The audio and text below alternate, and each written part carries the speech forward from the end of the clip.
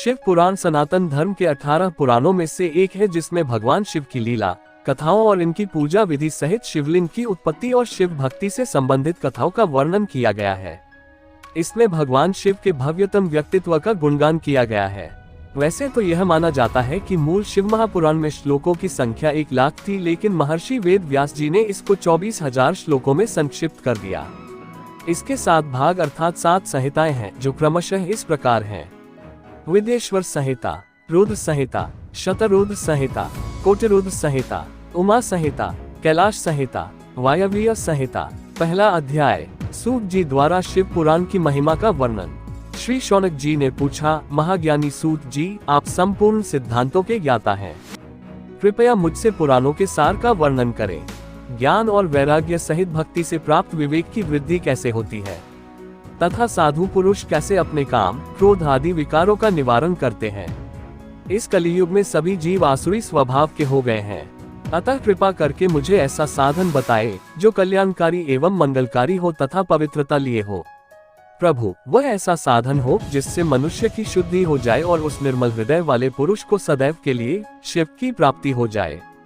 श्री सूत जी ने उत्तर दिया, शौनक जी, आप धन्य हैं, क्योंकि आपके मन में पुराण कथा को सुनने के लिए अपार प्रेम व लालसा है। इसलिए मैं तुम्हें परम उत्तम शास्त्र की कथा सुनाता हूँ। वत्स, संपूर्ण सिद्धांत से संपन्न भक्ति को बढ़ाने वाला तथा शिव जी को संतुष्ट करने वाला अमृत के समान दिव्य शास्त्र है शिव पुराण। इसका पूर्व काल में शिव जी ने ही प्रवचन किया था।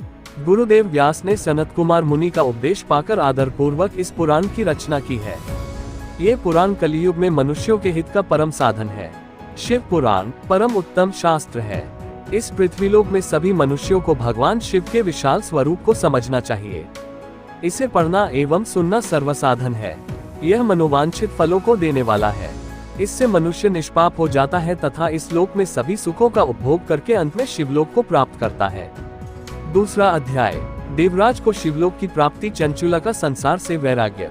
श्री शौनक जी ने कहा, आप धन्य हैं सूत जी, आप परमार्थ तत्व के ज्ञाता हैं। आपने हम पर कृपा करके हमें यह अद्भुत और दिव्य कथा सुनाई है। भूतल पर इस कथा के समान कल्याण का और कोई साधन नहीं है। आपकी कृपा से यह बात हमने समझ ली है।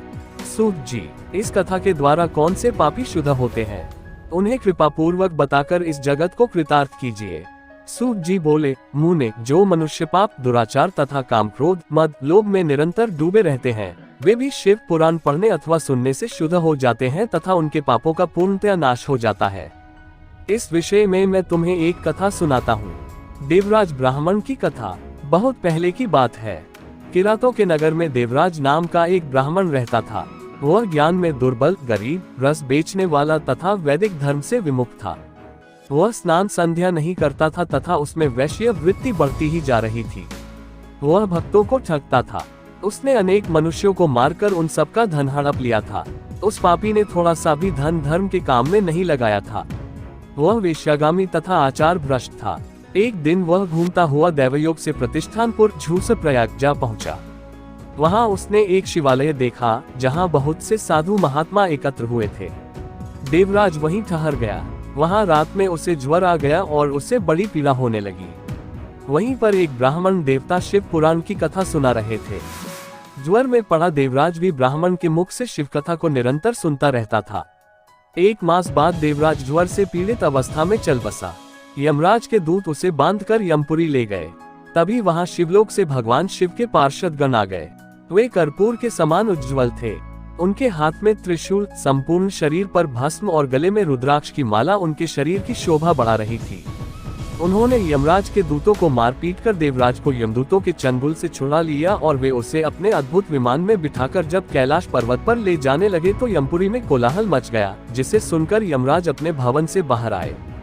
साक्षात रुद्रों के समान प्रतीत होने वाले इन दूतों का धर्मराज ने विधिपूर्वक पूजन कर ज्ञान दृष्टि से सारा मामला जान लिया।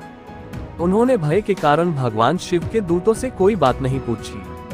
तत्पश्चात शिवदूत देवराज को लेकर कैलाश चले गए और वहां पहुंचकर उन्होंने ब्राह्मण को करुणावतार भगवान शिव के हाथों में सौंप दिया। शौनक जी ने कहा, महाभाग सूत जी, आप सर्वज्ञ हैं। आपके कृपा प्रसाद से मैं कृतार्थ हुआ। इस इतिहास को सुनकर मेरा मन आनंदित हो गया है। अतः भगवान शिव में प्रेम बढ़ाने वाली दूसरी कथा भी कही।